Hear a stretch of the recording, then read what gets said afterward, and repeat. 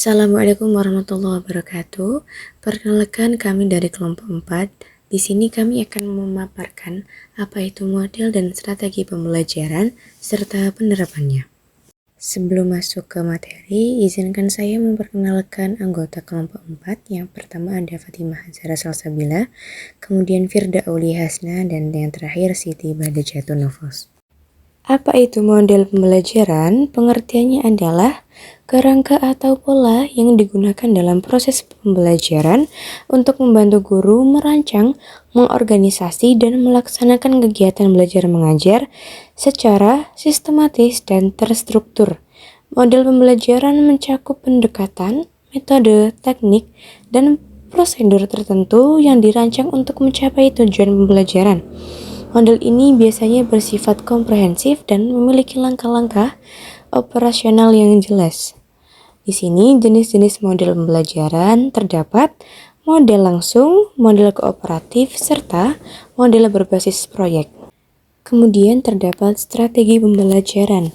Pengertiannya adalah rencana dan pendekatan yang digunakan guru untuk mencapai tujuan pembelajaran. Strategi ini mencakup cara-cara pemilihan metode, penggunaan media, serta pengaturan interaksi antara guru dan siswa. Strategi ini biasanya bersifat lebih fleksibel dan kontekstual, tergantung pada kondisi siswa, materi ajar, serta sarana dan prasarana yang tersedia. Serta terdapat jenis-jenis strategi pembelajaran. Yang pertama ada expository, yang artinya guru lebih banyak menjelaskan. Kemudian ada inquiry, siswa mencari sendiri, kolaboratif, kerja kelompok, serta yang terakhir ada individual, siswa dianjurkan untuk belajar mandiri. Baik, kita akan masuk ke jenis-jenis model pembelajaran. Yang pertama ada model langsung atau direct instruction. Di sini, guru berperan sebagai pusat pengajaran. Proses belajar lebih banyak berfokus pada penyampaian materi oleh guru secara langsung kepada siswa. Ciri-ciri dari model pembelajaran ini yang pertama, guru memberikan penjelasan. Kedua, siswa mengikuti instruksi. Dan ketiga, pemberian materi, latihan, serta evaluasi. Contoh, guru matematika menjelaskan konsep penjumlahan pecahan. Setelah penjelasan, guru memberikan soal latihan dan membimbing siswa yang kesulitan sampai mereka paham.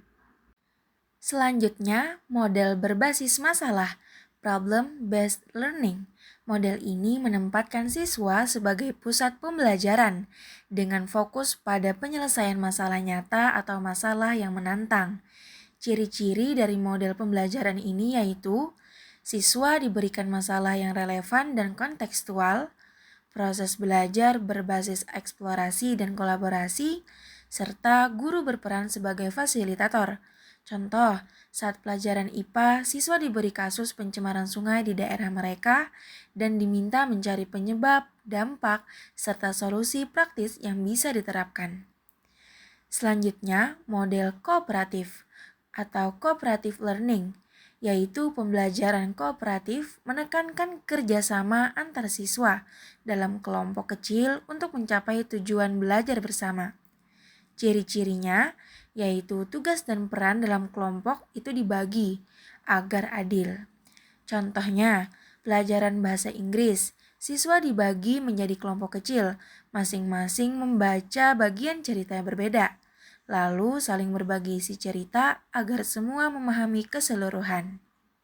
Yang terakhir, model berbasis proyek, project-based learning. Model ini berfokus pada pengerjaan proyek nyata sebagai media belajar. Siswa belajar dengan cara membuat produk atau hasil kerja yang konkret berdasarkan topik tertentu.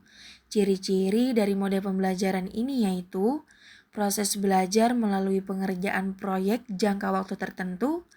Proyek biasanya melibatkan beberapa keterampilan sekaligus, seperti riset, kreativitas, dan kolaborasi. Dan hasil proyek menjadi produk nyata yang bisa dipresentasikan atau digunakan. Contoh, di kelas seni, siswa diminta membuat karya seni dari bahan daur ulang selama 2 minggu, lalu mempresentasikan proses dan hasilnya.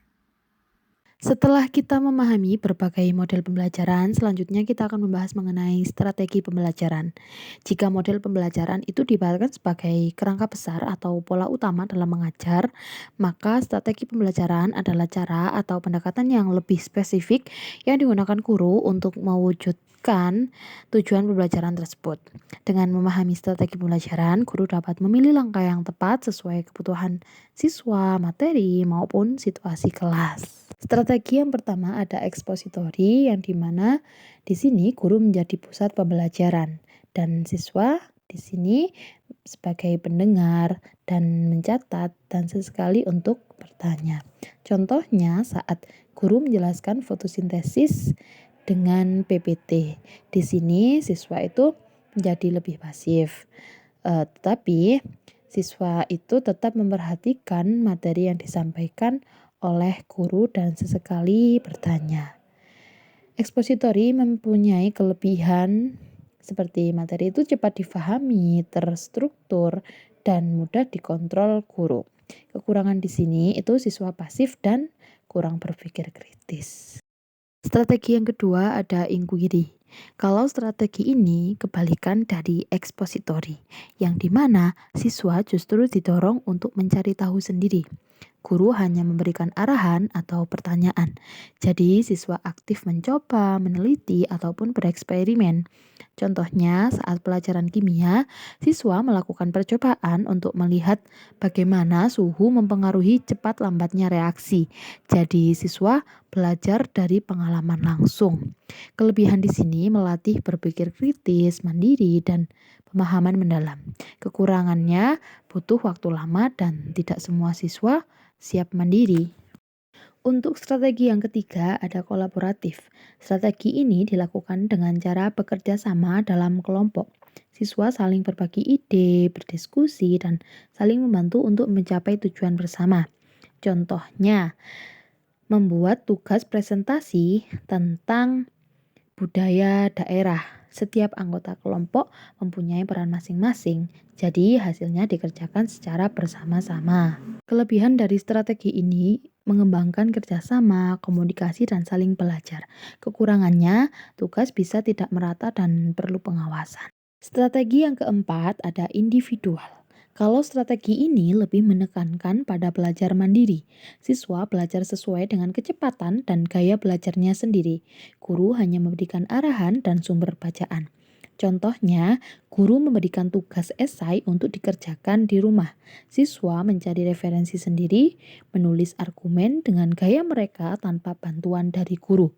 Kelebihan dari strategi ini adalah sesuai kemampuan siswa dan melatih tanggung jawab. Untuk kekurangannya bisa membosankan dan siswa lemah bisa tertinggal. Setelah kita mempelajari model dan strategi pembelajaran, kesimpulan yang dapat kita ambil adalah setiap model dan strategi pembelajaran mempunyai kelebihan dan perannya masing-masing. Guru perlu memilih dan memadukannya sesuai tujuan, materi, dan kebutuhan siswa agar pembelajaran di SD jadi lebih bermakna, menyenangkan, dan mendukung perkembangan siswa secara optimal. Sekian materi dari kami. Wassalamualaikum warahmatullahi wabarakatuh.